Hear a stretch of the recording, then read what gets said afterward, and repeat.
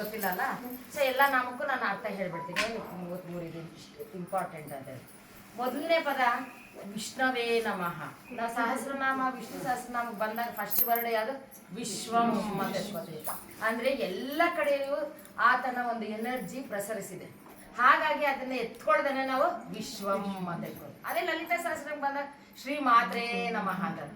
ಅಂದ್ರೆ ಬೀಜ ಹಾಕಿದಾಗ ಮಾತ್ರನೇ ಅದರಿಂದ ಬೇರೆ ಸಸಿಗಳು ಬರೋದು. ಹಾಗೆ ಬೀಜ ಮಂತ್ರ ಯಾವುದು? ಶ್ರೀ ಮಾತ್ರೇ ನಮಃ ಲಲಿತಾ ಪರಮೇಶ್ವರಿ. ಹಾಗಾಗಿ ಲಲಿತಾ ಸಹಸ್ರ ಎತ್ಕೊಳ್ಳೋದನ್ನೇ ಶ್ರೀ ಮಾತ್ರೇ ನಮಃ. ಅದೇ ಅದು ಎಲ್ಲ ಕಡೆಗೂ ವಿಶ್ವ ವ್ಯಾಪಕವಾಗಬೇಕು ಅಂದ್ರೆ ಆ ಎನರ್ಜಿ ವಿಶ್ವದಲ್ಲಿ ಯಾವ ಎನರ್ಜಿ ಅಂದ್ರೆ ಅನಂತವಾಗಿರುವಂಥದ್ದು ಸ್ವಾಮಿ ನಾರಾಯಣ. ಹಾಗಾಗಿ ಬೀಜನೂ ಬೇಕು, ಅದೇ ರೀತಿಯಾಗಿ ಸ್ಪೇಸು ಬೇಕು. ಹಾಗಾಗಿ ಈ ಅನಂತವಾದಂಥ ವಿಶ್ವದೆಲ್ಲ ವ್ಯಾಪಿಸಿರೋನು ನೀನು ಸ್ವಾಮಿ ಅಂತ ಹೇಳಿ ವಿಶ್ವಂ ವಿಷ್ಣು ವಷಟ್ಕಾರೋ ಅಂತ ಶುರುವಾಗುತ್ತೆ. ವಿಶ್ವವೆಲ್ಲ ವ್ಯಾಪಕವಾಗಿರೋನು ಅಂತ ಹೇಳಿ. ಸೆಕೆಂಡ್ ವರ್ಡ್ ಜಿಷ್ಣವೇ ಅಂತ ಬಂದಿದೆ. ಏನು ಜಿಷ್ಣವೇ ಅಂತಂದ್ರೆ ನರನಾರಾಯಣರಾಗಿ ಕೃಷ್ಣನು ಮತ್ತು ಅರ್ಜುನನು ಹುಟ್ಟು ಬಂದರು. ಅರ್ಜುನನ ಮತ್ತೊಂದು ಹೆಸರು ಜಿಷ್ಣು. ಅಂದ್ರೆ ಅವನನ್ನ ಯಾರು ಸೋಲಿಸ್ಲಿಕ್ಕಾಗೋದಿಲ್ಲ. ಅಪಜಯ ಅನ್ನೋ ವರ್ಡೇ ಇಲ್ಲ ಅವ್ರ ಡಿಕ್ಷನರಿನಲ್ಲಿ. ಅಂತಹ ಸ್ವರೂಪದಲ್ಲಿರುವಂತಹ ನಿನ್ನದೇ ಅಂಶದಿಂದ ಹುಟ್ಟಿರೋರಾಗಿರೋದ್ರಿಂದ ಓಂ ಜಿಷ್ಣವೇ ನಮಃ ಅಂತ ಎತ್ಕೊಂತಾರೆ. ನೆಕ್ಸ್ಟ್ ವರ್ಡ್ ಬಂದು ಮಹಾವಿಷ್ಣವೇ ನಮಃ. ಇದೇನ್ರಿ ಈಗೆಲ್ಲ ವಿಷ್ಣುವೇ ಅಂತ ಅಂದ್ರೆ ಆಂಡದಿಂದ ಮಹಾವಿಷ್ಣುವೇ ಅಂತ ಬರ್ತಿದ್ದೆಲ್ಲ. ಅಂದ್ರೆ ನಾವು ಕೇವಲ ಈ ಬ್ರಹ್ಮಾಂಡದಲ್ಲಿ ಮಾತ್ರ ಸೀಮಿತವಾಗಿಲ್ಲ. ನಾವು ಅನೇಕ ಕೋಟಿ ಕೋಟಿ ಕೋಟಿ ಬ್ರಹ್ಮಾಂಡಗಳಿದೆ. ಆ ಎಲ್ಲಾ ಬ್ರಹ್ಮಾಂಡಗಳಿಗೂ ಸ್ಪೇಸ್ ಬೇಕು. ಯಾಕಂದ್ರೆ ಈಗ ಒಂದು ಸಾಸಿವೆ ಕಾಳು ಇಟ್ಟರು ಕೂಡ ಅದಕ್ಕೊಂದು ಸ್ಪೇಸ್ ಬೇಕು. ಸ್ಪೇಸ್ ಇಲ್ಲದೆ ಅದೆಲ್ಲ ನಿಲ್ಲಕ್ಕೆ ಸಾಧ್ಯವಾದ ಇದೆಯಾ? ಒಂದು ಸಾಸಿವೆ ಕಾಳು ಇಟ್ಟರು ಅದಕ್ಕೆ ಜಾಗ ಬೇಕಾನೆ. ಆ ಜಾಗ, ಆ ಆಕಾಶ, ಆ ಸ್ಪೇಸ್ ಏನಿದೆಯೋ ಅನಂತವಾಗಿ ಅನೇಕ ಕೋಟಿ ಬ್ರಹ್ಮಾಂಡಗಳಿಗೆಲ್ಲ ವ್ಯಾಪಿಸಿರುವಂತಹ ಎಲ್ಲವನ್ನ ನೋಡ್ತಾ ಇರ್ತಾನಲ್ಲ, ಅದನ್ನ ನಾವು ಮಹಾವಿಷ್ಣವೇ ನಮಃ ಅಂತ ಕರೀತಾರೆ. ನೆಕ್ಸ್ಟ್ ಹರಯೇ ನಮಃ ಅಂತ ಇದ್ದಾರೆ. ನಮ್ಗೆ ಕಷ್ಟಗಳು ಬಂದಾಗ ಯಾರ ಹತ್ರ ಹೋಗ್ತೀವಿ? ನಾವು ತಂದೆ ತಾಯಿ ಹತ್ರಕ್ಕೆ ಹೋಗ್ತೀವಿ ಅಲ್ವಾ? ಎಂಥ ಕಷ್ಟನ ಬರ್ಲಿ ಅವ್ರ ಹತ್ರ ಹೋಗ್ತೀವಿ. ಈ ತಂದೆ ತಾಯಿಗಳು ಸ್ಥೂಲ ರೂಪದಲ್ಲಿ ಕಾಣುವಂಥವ್ರಾದ್ರೆ ನಾವು ಹೋಗಿ ಹೇಳ್ಕೊತೀವಿ, ನಮ್ಮ ಕಷ್ಟ ನೋಡೋಣ ಹಿಂಗೆಲ್ಲ ಆಗ್ಬಿಟ್ಟಿದೆ ಅಂದ್ರೆ ಸ್ವಲ್ಪ ಏನೋ ಒಂಚೂರು ನಮ್ಗೆ ಬುದ್ಧಿನೋ ಅಥವಾ ಏನೋ ಒಂಚೂರು ಧೈರ್ಯ ಕೊಡ್ತಾರೆ. ಆದ್ರೆ ಆ ತಂದೆ ತಾಯಿಗಳಿಗೂ ಮೀರಿರೋ ತಂದೆ ತಾಯಿಗಳು ಯಾರು? ನಮ್ಗೆ ಪರಮಾತ್ಮ ಆಗಿರೋ ಶ್ರೀಕೃಷ್ಣ ನಾರಾಯಣನು ಮತ್ತು ಶ್ರೀ ಲಲಿತಾ ಪರಮೇಶ್ವರಿ ಅಂತ ಹೇಳ್ಬೋದು. ಇಲ್ಲ ಯಾರ ಹತ್ರ ಅಂದ್ರೆ ಹೇಳ್ಕೊತೀವಿ ದೇವತೆಗಳ ಹತ್ರ. ಆವಾಗ ನಮ್ಮ ಕಷ್ಟಗಳಿಗೆ ಏನಾಗುತ್ತೆ? ಒಂದು ದಾರಿ ತೋರಿಸ್ಲಿಕ್ಕೆ ಮನೋಕಣ್ಣನ್ನ ಓಪನ್ ಮಾಡಿಸ್ತಾರೆ. ಅಲ್ಲಿ ಇಲ್ಲ ಯಾರ ಮೂಲಕನಾದ್ರೂ ನಮ್ಮ ಕಷ್ಟ ಪರಿಹಾರ ಮಾಡ್ಲಿಕ್ಕೆ ಏನಾದ್ರೂ ಒಂದು ಸಹಾಯ ಆಗುತ್ತೆ. ಹಾಗಾಗಿ ಕಷ್ಟಗಳನ್ನು ಹರಿಸುವವನು ಹರಯೇ ನಮಃ ಅಂತ ಕರೀತಾರೆ. ಕೃಷ್ಣಾಯ ನಮಃ. ಏನ್ ಕೃಷ್ಣ? ಕೃಷ್ಣ ಅಂದ್ರೆ ನೀಲಿ ಕಪ್ಪು ಅಂತ ಹೇಳ್ತಾರೆ. ಕೆಲವರು ಏನ್ ಹೇಳ್ತಾರೆ ಅಂದ್ರೆ ಆತನಿಗೆ ತುಂಬಾ ಸುಂದರವಾದ ಗುಂಗುರವಾಗಿರುವಂತ ಕೂದಲಿದ್ದಿದ್ದರಿಂದ ಕೃಷ್ಣ ಅಂತ ಕೂಡ ಕರೀತಾರೆ ಅವರು. ಅದೇನಾಗಿ ಅಧೋಕ್ಷಜಾಯ ನಮಃ. ನಮ್ಮ ವರ್ಣಮಾಲೆಯಲ್ಲಿ ಸಂಸ್ಕೃತದಲ್ಲಿ ಆ ಇಂದ ಕ್ಷವರೆಗೂ ಅಕ್ಷರಗಳಿದೆ ಅಲ್ವಾ? ಇವು ಅಂತ ಹೇಳ್ಬಿಟ್ಟು ಕ್ಷವರೆಗೂ ಇದೆಯಾ? ಅಷ್ಟಕ್ಷರಗಳಿದೆಯಾ? 54, 52 ಇದೆ ಅಲ್ವಾ? ಇಷ್ಟು ಪದಗಳು ಬಿಟ್ಟು ಇನ್ನೊಂದು ಪದ ಇದೆಯಾ ಯಾವ್ದಾದ್ರು? ಈ ಅಕ್ಷರಗಳು ಬಿಟ್ಟು ಬೇರೆ ಪದ ಇದೆಯಾ? ಈ ಪದದೊಳಗಡೆ ನೀನ್ ಏನೇ ಲೆಟರ್ ನೀನು ಉತ್ಪತ್ತಿ ಮಾಡಿದ್ರು ಕೂಡ ಅದನ್ನೆಲ್ಲ ಎಲ್ಲಿಂದ ಬಂತು? ಸ್ವಾಮಿಯ ಚರಣದಿಂದಾನೇ ಬಂದಿದ್ದಾರಲ್ಲ. ಆ ವೇದಗಳು ಸೃಷ್ಟಿಯಾಗಿದ್ ಕೂಡ ಈ ಪದಗಳನ್ನೇ ಬಳಸ್ಕೊಂಡು. ಈ ಆ ಇಂದ ಕ್ಷವರೆಗೂ ಇರುವಂತಹ ಅಕ್ಷರಗಳಿಂದಾನೇ ವೇದಗಳು ಹುಟ್ಟಿದ್ದು, ಬೀಜ ಮಂತ್ರಗಳು ಹುಟ್ಟಿದ್ದು. ಪ್ರತಿ ಒಂದು ಕೂಡ ಆ ಅಕ್ಷರಗಳಿಂದಾನೇ ಹುಟ್ಟಿದ್ದು. ಈಗ ನಮಗೆ ಬೀಜಾಕ್ಷರ ಅಂದ್ಬಿಟ್ಟು ಗುರುಗಳು ಯಾರಾದ್ರೂ ಉಪದೇಶ ಮಾಡ್ತಾರೆ. ಓಂ ಐಂ ಶ್ರೀ ಅಂತ ಓಂ ಶ್ರೀ ನಾರಾಯಣ ಏನಾದ್ರು ಒಂದು ಕೊಡ್ತಾರೆ ನಮಗೆ ಮಂತ್ರ, ಜಪ ಮಾಡ್ಕೊಳ್ಳಿ ಅಂತ ಹೇಳಿ. ಆ ಅಕ್ಷರಗಳೆಲ್ಲಾನು ಇದ್ರಲ್ಲಿತಾನೆ ಇರ್ತೈತೆ. ಇದನ್ನ ಬಿಟ್ಟು ಬೇರೆದು ಯಾವ್ದಾದ್ರು ಇದೆಯಾ? ABCD ಇರ್ತ ಅದರಲ್ಲಿ ಇಲ್ಲ. ಅದಕ್ಕೆ ನಮ್ಮ ಸನಾತನ ಧರ್ಮದಲ್ಲಿ ಸಂಸ್ಕೃತಕ್ಕೆ ಅಷ್ಟೊಂದು ಪವರ್ ಕೊಟ್ಟಿದ್ದಾರೆ. ಹಾಗಾದ್ರೆ ಕನ್ನಡದಲ್ಲಿ ಹೇಳ್ಬೋದಲ್ರಿ ನಾವು? ಯಾಕೆ ಈ ಸಂಸ್ಕೃತದಲ್ಲೇ ಹೇಳಬೇಕು ಅಂತಂದ್ರೆ ಸ್ಯಾನ್ಸ್ಕ್ರಿಟ್ ನಮ್ಮ ಸಂಸ್ಕೃತ ದೇವನಾಗರಿ ಲಿಪಿಗೆ ಒಂದು ಉಚ್ಚಾರಣೆ ಮಾಡುವಾಗ ನಮ್ಮ ನಾಲಿಗೆ ಆ ಥರ ತಿರುಗುತ್ತೆ.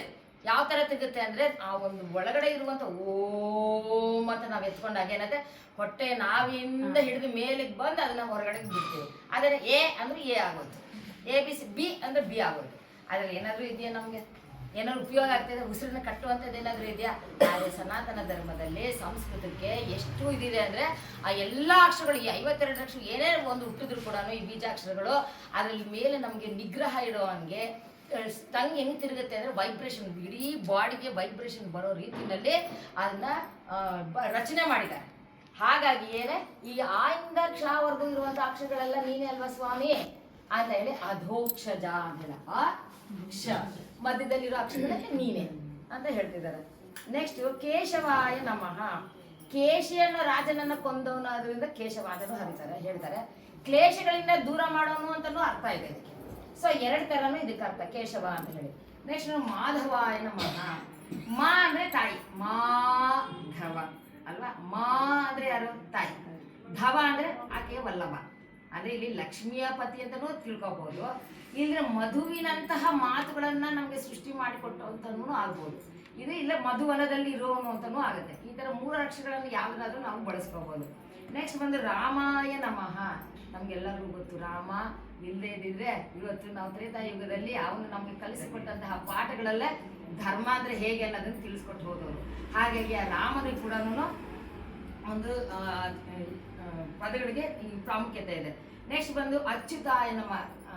ಏನೋ ಒಂದು ಹೇಳೋಣ ಅನ್ಕೊಂಡೆ. ರಾಕ್ಷಸರಿಗೆ ಜಯರಾಮ್ ಶ್ರೀರಾಮ್ ಜಯರಾಮ್ ಜಯರಾಮ್ ಅಂತ ಹೇಳಿ ಮಾಮ ಮರ ಮರ ಮರ ಅಂತ ಹೇಳ್ಬಿಟ್ರಂತೆವರು. ಹಾಗೆ ಆ 2 ಅಕ್ಷರಗಳಿಂದಲೇ ಅದ್ಭುತವಾದಂತಹ ನಾಮ ಹುಟ್ಟಿದ್ದು ರಾಮ ಅಲ್ವಾ. ಅದಾದ ಅಚ್ಯುತಾಯ. ಏನಿದೆ ಅಚ್ಯುತಾಯ?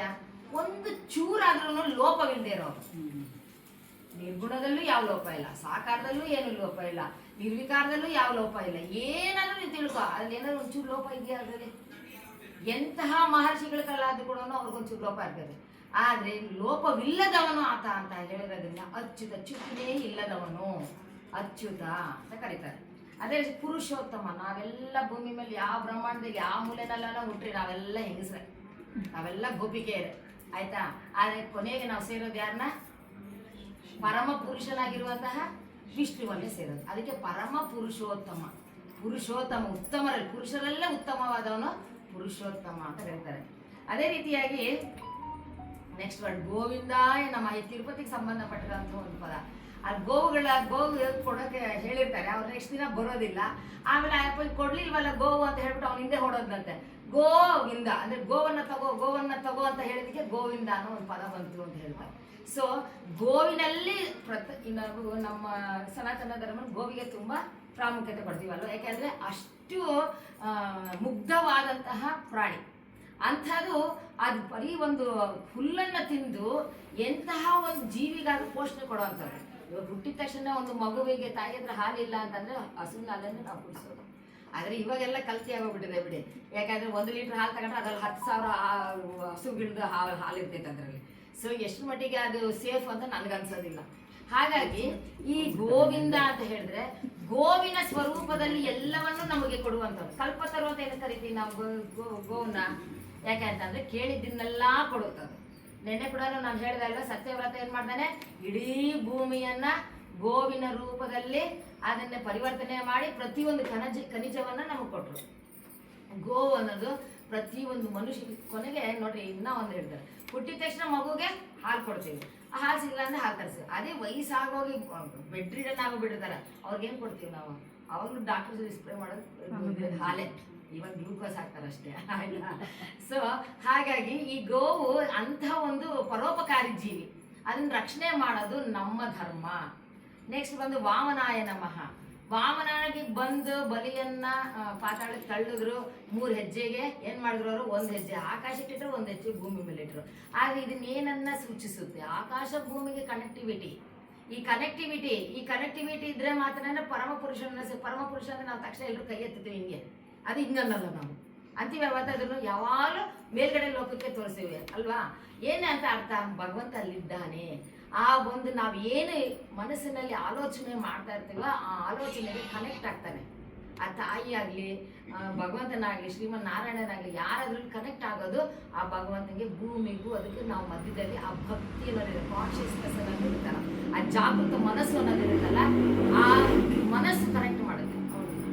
ನೆಕ್ಸ್ಟ್ ಬಂದು ಶ್ರೀಧರಾಯ ನಮಃ. ಶ್ರೀಯನ್ನೇ ತನ್ನ ಎದೆನಲ್ಲೇ ಧರಿಸ್ಕೊಂಡ್ರು. ಎಂಥ ಲಕ್ಷ್ಮಿ ಆದ್ರೂ ಕೂಡ ಆತನ ಪಾದ ಒತ್ತುತ್ತಾನೆ. ಅಲ್ಲಿಗೇನರ್ಥ? ನಮಗೆ ಬರೀ ಸಂಪತ್ತೊಂದಲ್ಲ, ನಮ್ಮಲ್ಲಿರುವಂತಹ ಜ್ಞಾನ ಕರ್ಮೇಂದ್ರಿಯಗಳೆಲ್ಲ ಕೂಡ ಹತೋಟಿನಲ್ಲಿ ಇಟ್ಕೊಂಡು ಆ ಕಾಮನೆಗಳನ್ನ ಧರ್ಮಬದ್ಧವಾಗಿರ್ಬೇಕು. ಅಂದ್ರೆ ನಮ್ಗೆ ಕೊಟ್ಟಿರ್ತಾನೆ ಭಗವಂತ, ಇನ್ನ ಬೇಕು ನಮ್ ಬಿಲ್ ಕ್ಲಿಂಟನ್ ಆಗ್ಬೇಕು ಅಥವಾ ಅವನ ಟ್ರಂಪ್ ಆಗ್ಬೇಕು ಅಂದ್ರೆ ಸಾಧ್ಯ. ನನ್ಗೆ ಅದು ಯೂಸ್ ಇಲ್ಲ ಅಲ್ಲ, ನಿನ್ ಏನ್ ಯೂಸ್ ಅದನ್ನ ಕೊಡ್ತಾಳೆ ನಮ್ಗೆ. ಸದುಪಯೋಗ ಪಡಿಸ್ಕೊಳ್ಳೋದು ನಮ್ಮ ಕೈ. ಅದೇ ರೀತಿಯಾಗಿ ಅಷ್ಟು ಧನವನ್ನ ಸಾಕ್ಷಾತ್ ಲಕ್ಷ್ಮಿ ಇಟ್ಟಿದ್ರು ಕೂಡ ಆತನ ಪಾದವನ್ನ ಒತ್ತುತ್ತಾಳೆ. ಯಾಕೆ ಒತ್ತುತ್ತಾಳೆ? ಕೊನೆಗೆ ನಾವು ಎಲ್ಲವನ್ನ ಬಿಟ್ಟು ಸೇರೋದು ಅಯ್ಯಪ್ಪನ್ನೇ. ಎಷ್ಟೇ ಐಶ್ವರ್ಯದ ಇಲ್ಲೇ ಬಿಟ್ಟು ಹೋಗ್ತೀವಿ ತಾನೆ. ಆದ್ರೆ ಐಶ್ವರ್ಯಕ್ಕಲ್ಲಿ ಹೋಗ್ಬೇಕು ಅಂತ ಅಂದ್ರೆ ನಾವೇನಾಗಿರ್ಬೇಕು, ನಮ್ಮ ದೇಹನ ಫಸ್ಟ್ ನಾವು ಶುದ್ಧ ಮಾಡ್ಕೊಳ್ಳೋದು. ಭಕ್ತಿ ಅನ್ನೋ ಜ್ಞಾನದಲ್ಲಿ ನಾವು ಇಳಿದಾಗ ಅವನನ್ನ ಸೇರ್ಲಿಕ್ಕೆ ಎಲ್ಲಾ ಸಂಪತ್ತು ನಾನು ಬಿಟ್ಟು ಹೋಗ್ತೀನಿ, ನಿನ್ನನ್ನು ನಾನು ಸೇರ್ತೀನಿ ಅಷ್ಟೇ ಅಂತ ಅನ್ಕೋಬೇಕು. ಯಾಕಂದ್ರೆ ಇಷ್ಟು ವರ್ಷ ಬೇಕು ಸಂಸಾರದಲ್ಲಿ ಇದ್ದವ್ರಿಗೂ, ನಮ್ಗೆ ದುಡ್ಡು ಬೇಕು, ಐಶ್ವರ್ಯ ಬೇಕು, ಬಟ್ಟೆ ಬೇಕು, ಎಲ್ಲ ಬೇಕು. ಆದ್ರೆ ಒಂದು ಸ್ಟೇಜ್ ಬರುತ್ತೆ, ಆ ಒಂದು ಸ್ಟೇಜ್ ನಾವು ಬಂದಾಗ ಎಲ್ಲವನ್ನ ಬಿಟ್ಟು ನಾವು ಹೋಗ್ಬೇಕು. ಅದಕ್ಕೆ ಹಿಂದಿನ ಕಾಲದಲ್ಲಿ ಏನೋ 4 ಆಶ್ರಮಗಳಿದ್ವು. ಆಶ್ರಮ ಅಂತಂದ್ರೆ ಸ್ಟೇಜಸ್. ಏನು ಫಸ್ಟ್ ಹುಟ್ಟಿದ ತಕ್ಷಣ ಮಕ್ಕಳು ಅವ್ರ ಬಾಲ್ಯ ಎಲ್ಲ ತಂದೆ ತಾಯಿನ ನೋಡ್ಕೊಳ್ಳೋರು. ಆಮೇಲೆ ಸ್ವಲ್ಪ ವಯಸ್ಸಿಗೆ ಬಂದ್ಮೇಲೆ ಅವ್ರನ್ನೆಲ್ಲ ಕಳಿಸ್ತಿದ್ರು, ಗುರುಕುಲ ಕಳಿಸ್ಬಿಡ್ತಿದ್ರು. ಯಾಕೆ ಅಂತಂದ್ರೆ ಎಂತ ರಾಜನಾಗಿದ್ರು ಕೂಡ, ಎಷ್ಟೇ ಸಂಪತ್ತಿದ್ರು ಕೂಡ ಗುರುಕುಲಕ್ಕೆ ಕಳಿಸ್ತಾರೆ ಅಂತಂದ್ರೆ ಡೈಲಿ ವೇ ಆಫ್ ಲೈಫ್ ಹೇಗಿರು.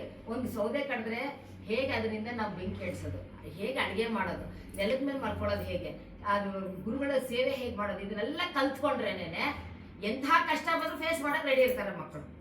ಅದೇ ನಾವು ನಾನು ರಾಜ, ನಾನು ರಾಜ್ಕುಮಾರ್ ಅಂತ ಹೇಳಿ ಬರೀ ಸಂಪತ್ತಲ್ಲೇ ಮುಳುಗಿಸ್ಬಿಟ್ರೆ ಆ ಮಕ್ಕಳಿಗೆ ಸಡನ್ ಆಗಿ ಏನಾದರೂ ಒಂದು ಕಷ್ಟ ಬಂದಾಗ ಫೇಸ್ ಮಾಡೋ ಅಬಿಲಿಟಿ ಅವ್ರಿಗೆ ಇರೋದಿಲ್ಲ.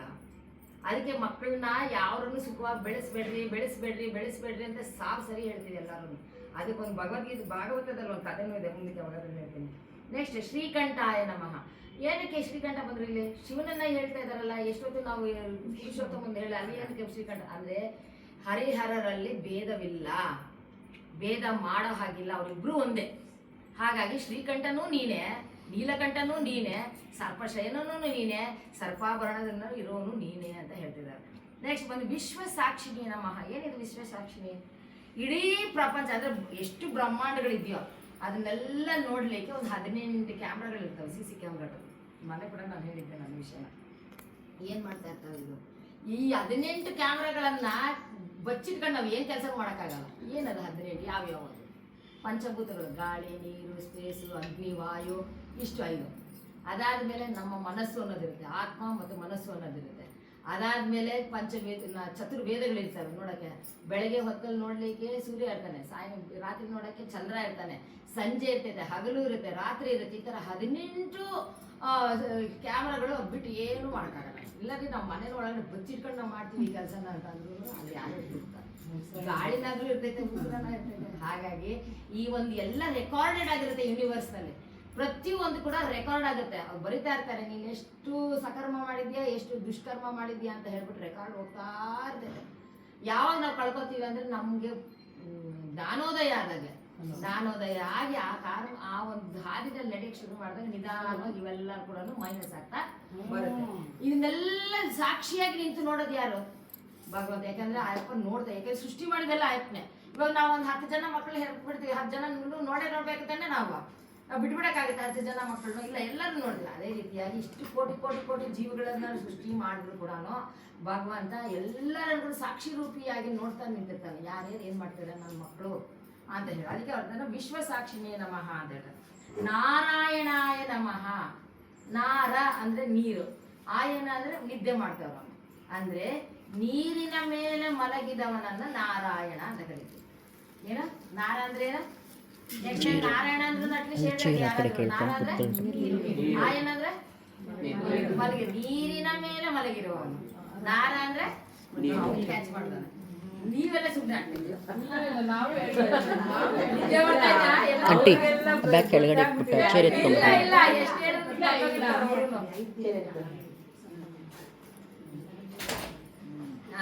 ನಾರಾಯಣಾಯ ನಮಃ. ನೆಕ್ಸ್ಟ್ ಮಧುರಿಪವೇ ನಮಃ. ಈ ಮಧು ಮತ್ತು ಕೈಟಬರು ಇರ್ತಾರೆ. ಅವ್ರು ಹೇಗೆ ಹುಟ್ಟಿದಾರೆ ಅಂತ ಯಾರಿಗಾದ್ರೂ ಒಂದು ಐಡಿಯಾ ಇದೆಯಾ? ಮಧು ಕೈಟಬರು ಅಂತ ಹೇಳ್ಬಿಟ್ಟು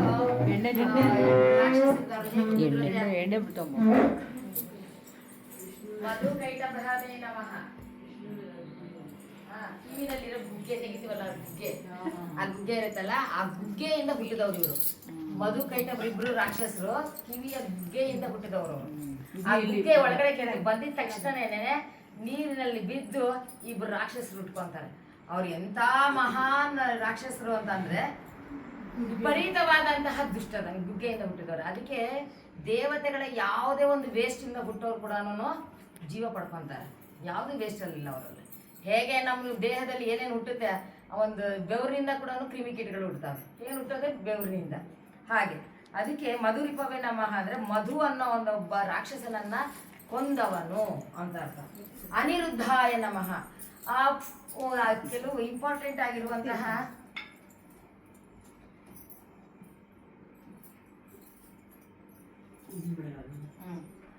ಕೆಲವು ಇಂಪಾರ್ಟೆಂಟ್ ಶಕ್ತಿಯ ಸ್ವರೂಪದಲ್ಲಿ ಬಂದಿರೋರು ಅನಿರುದ್ಧನು ಹೌದು. ಅನಿರುದ್ಧ ಪ್ರದ್ಯುಮ್ನ ಅಂದ್ರೆ ಕೃಷ್ಣನ ಮೊಮ್ಮಕ್ಕಳಲ್ವಾ, ಪ್ರದ್ಯುಮ್ನ ಅನಿರುದ್ಧ ಇವರೆಲ್ಲ ಪ್ರದ್ಯುಮ್ನ ಬಂದು ಮೊಮ್ಮಗ, ಅನಿರುದ್ಧ ಬಂದ್ರು ಮಗ, ಆಯ್ತಾ.